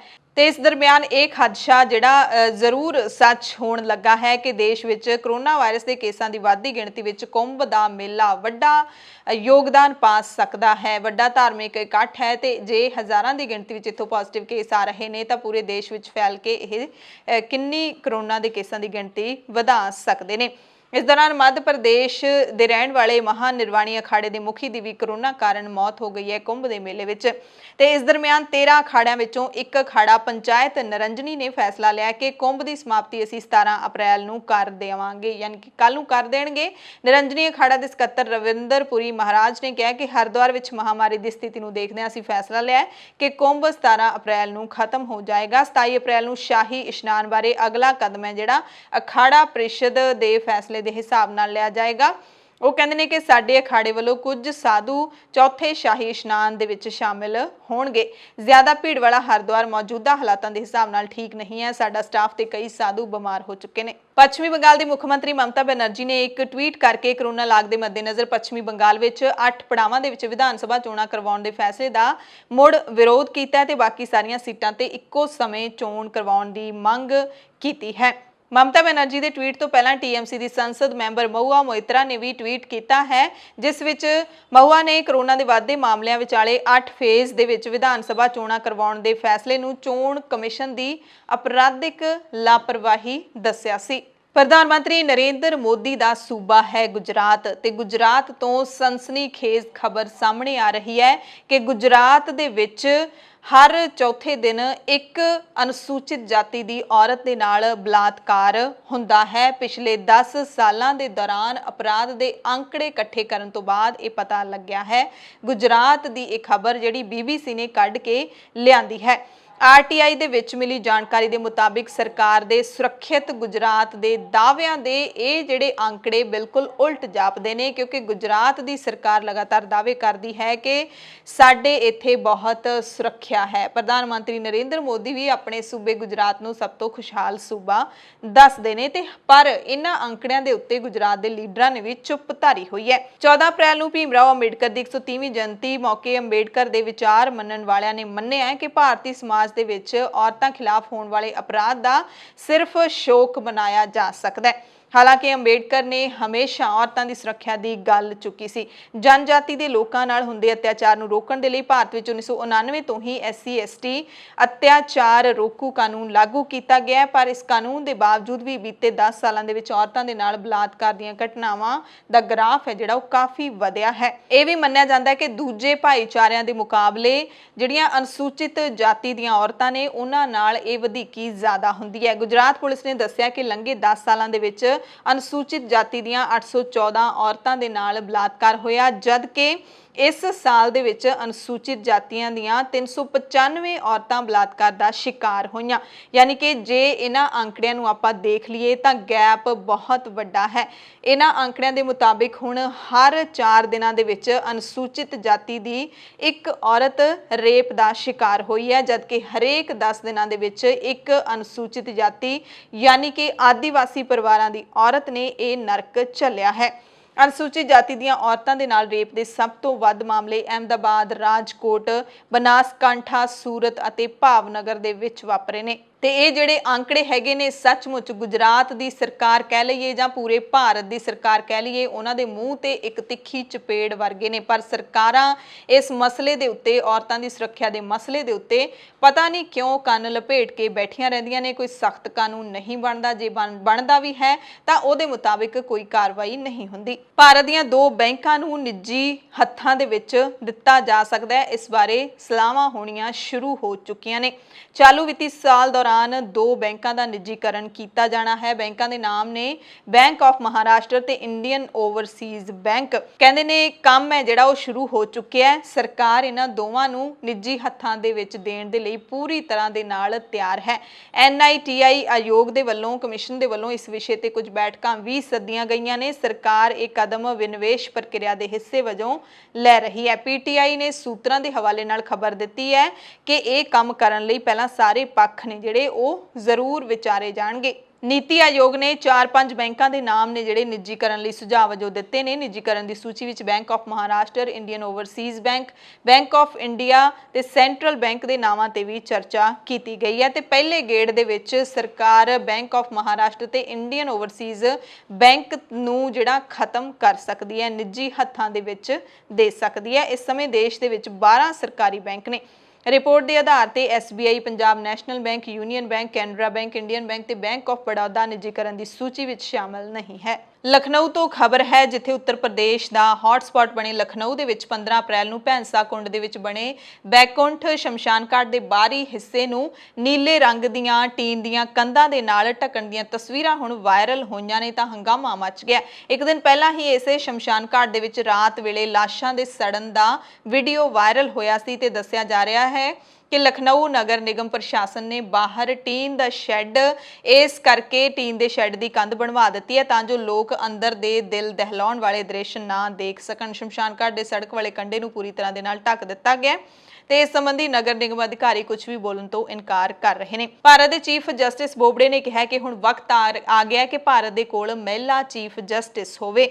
ਬੋਬੜੇ ਨੇ ਕਿਹਾ ਕਿ ਮਹਿਲਾ ਵਕੀਲਾਂ ਦੇ ਵੱਲੋਂ ਹਾਈ ਕੋਰਟ ਦੇ ਜੱਜ ਬਣਨ ਤੋਂ ਇਨਕਾਰ ਕਰਨ ਦੇ ਪਿੱਛੇ ਪਰਿਵਾਰਕ ਜ਼ਿੰਮੇਵਾਰੀਆਂ ਦੱਸੀਆਂ ਜਾਂਦੀਆਂ ਨੇ। ਹਾਈ ਕੋਰਟ ਦੇ ਮੁੱਖ ਜੱਜਾਂ ਮੁਤਾਬਿਕ ਕਈ ਮਹਿਲਾ ਵਕੀਲਾਂ ਨੂੰ ਜਦੋਂ ਜੱਜ ਬਣਨ ਲਈ ਸੱਦਾ ਦਿੱਤਾ ਗਿਆ ਤਾਂ ਉਹਨਾਂ ਨੇ ਘਰ ਦੀਆਂ ਜ਼ਿੰਮੇਵਾਰੀਆਂ ਜਿਵੇਂ ਕਿ 12ਵੀਂ ਜਮਾਤ 'ਚ ਪੜ੍ਹਦੇ ਬੱਚਿਆਂ ਦੀ ਪੜ੍ਹਾਈ ਤੇ ਹੋਰ ਜ਼ਿੰਮੇਵਾਰੀਆਂ ਦਾ ਹਵਾਲਾ ਦਿੰਦਿਆਂ ਨਾ ਕਰ ਦਿੱਤੀ ਸੀ। ਪਰ ਹੁਣ ਭਾਰਤ ਦੀ ਚੀਫ ਜਸਟਿਸ ਹੈ ਜਿਹੜੀ ਉਹ ਮਹਿਲਾ ਹੋਣੀ ਚਾਹੀਦੀ ਹੈ। ਇਹ ਜ਼ਰੂਰੀ ਹੈ ਕਿਉਂਕਿ ਹਾਈ ਕੋਰਟਾਂ ਤੱਕ ਹੀ ਮਹਿਲਾ ਜੱਜਾਂ ਦੀ ਜਿਹੜੀ ਗਿਣਤੀ ਹੈ ਸੀਮਤ ਨਹੀਂ ਹੋਣੀ ਚਾਹੀਦੀ, ਉਹਨਾਂ ਦੀ ਪਹੁੰਚ ਸੁਪਰੀਮ ਕੋਰਟ ਤੱਕ ਵੀ ਹੋਣੀ ਚਾਹੀਦੀ ਹੈ।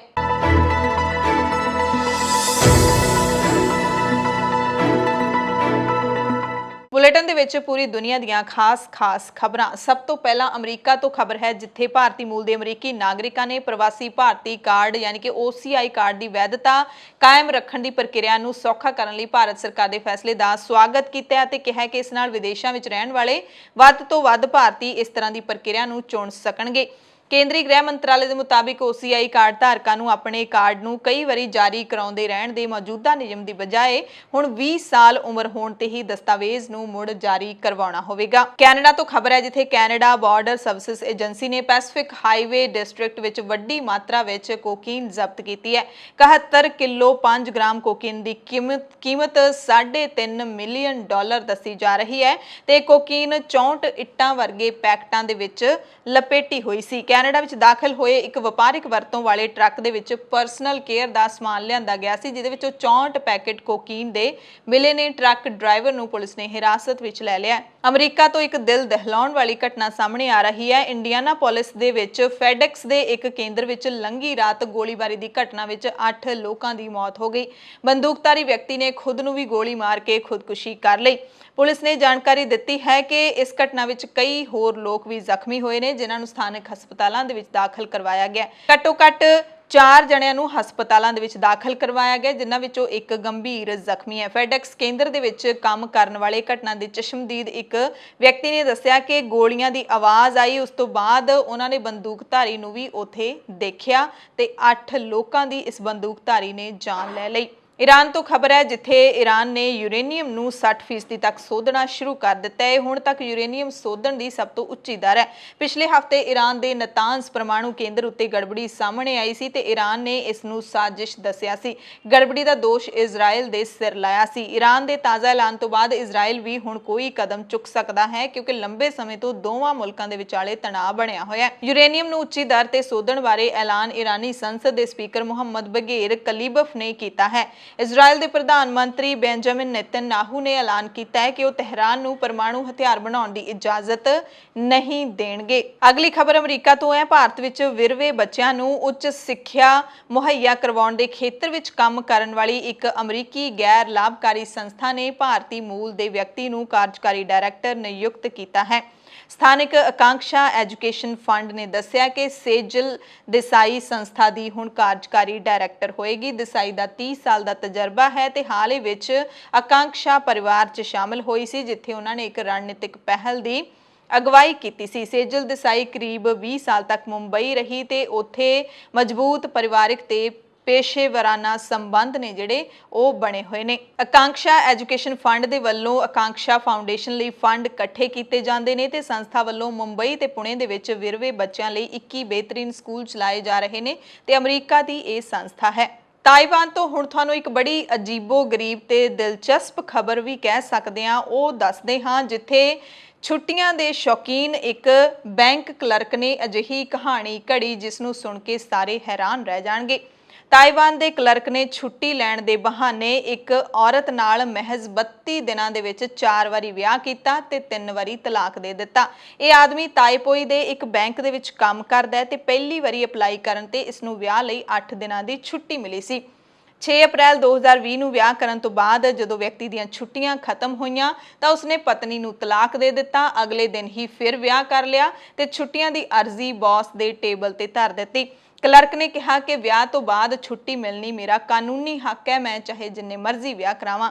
ਇਸ ਤਰ੍ਹਾਂ ਆਦਮੀ 4 ਵਾਰ ਵਿਆਹ ਤੇ 3 ਵਾਰ ਤਲਾਕ ਲੈਣ ਦੇ ਲਈ 32 ਛੁੱਟੀਆਂ ਲੈਣ ਦੇ ਵਿੱਚ ਸਫਲ ਹੋ ਗਿਆ। ਜਦੋਂ ਬੈਂਕ ਨੂੰ ਇਸ ਦਾ ਪਤਾ ਲੱਗਿਆ ਤਾਂ ਉਸ ਦੀਆਂ ਸਾਰੀਆਂ ਵਾਧੂ ਛੁੱਟੀਆਂ ਖਾਰਜ ਕਰ ਦਿੱਤੀਆਂ ਤੇ ਕਲਰਕ ਲੇਬਰ ਕੋਰਟ ਦੇ ਵਿੱਚ ਪਹੁੰਚ ਗਿਆ ਅਤੇ ਲੇਬਰ ਬਿਊਰੋ ਦੇ ਵਿੱਚ ਸ਼ਿਕਾਇਤ ਦਰਜ ਕਰਕੇ ਬੈਂਕ ਤੇ ਲੇਬਰ ਲੀਵ ਕਾਨੂੰਨ ਦੀ ਉਲੰਘਣਾ ਕਰਨ ਦਾ ਇਲਜ਼ਾਮ ਲਾਇਆ। ਲੇਬਰ ਕਾਨੂੰਨ ਦੇ ਮੁਤਾਬਿਕ ਇੱਕ ਕਰਮਚਾਰੀ ਤਾਈਵਾਨ ਦੇ ਵਿੱਚ ਵਿਆਹ ਕਰਨ ਦੇ ਲਈ 8 ਦਿਨ ਦੀ ਛੁੱਟੀ ਲੈ ਸਕਦਾ ਹੈ। ਇਸ ਹਿਸਾਬ ਦੇ ਨਾਲ 4 ਵਾਰੀ ਵਿਆਹ ਕਰਨ ਵਾਲੇ ਇਸ ਵਿਅਕਤੀ ਨੂੰ 32 ਛੁੱਟੀਆਂ ਮਿਲਣੀਆਂ ਚਾਹੀਦੀਆਂ ਸੀ। ਸੋ ਲੇਬਰ ਬਿਊਰੋ ਨੇ ਵੀ ਇਸ ਕਲਰਕ ਦੇ ਹੱਕ ਦੇ ਵਿੱਚ ਹੀ ਫੈਸਲਾ ਸੁਣਾਇਆ ਤੇ ਬੈਂਕ ਨੂੰ ਲੇਬਰ ਕਾਨੂੰਨ ਦੀ ਉਲੰਘਣਾ ਦਾ ਦੋਸ਼ੀ ਪਾਇਆ ਗਿਆ। ਪੰਜਾਬ, ਭਾਰਤ ਅਤੇ ਦੁਨੀਆ ਭਰ ਦੀ ਪ੍ਰਾਈਮ ਟਾਈਮ ਦੇ ਵਿੱਚ ਤੁਹਾਡੇ ਸਭ ਤੋਂ ਇਜਾਜ਼ਤ ਚਾਹੁੰਦੇ ਹਾਂ। ਤੁਸੀਂ ਸਾਰੇ ਆਪਣਾ ਧਿਆਨ ਰੱਖਿਓ, ਲੋੜਵੰਦਾਂ ਦੀ ਮਦਦ ਕਰਦੇ ਰਿਹਾ ਕਰੋ, ਅਫਵਾਹਾਂ ਤੋਂ ਜ਼ਰੂਰ ਦੂਰ ਰਿਹਾ ਕਰੋ। ਧੰਨਵਾਦ।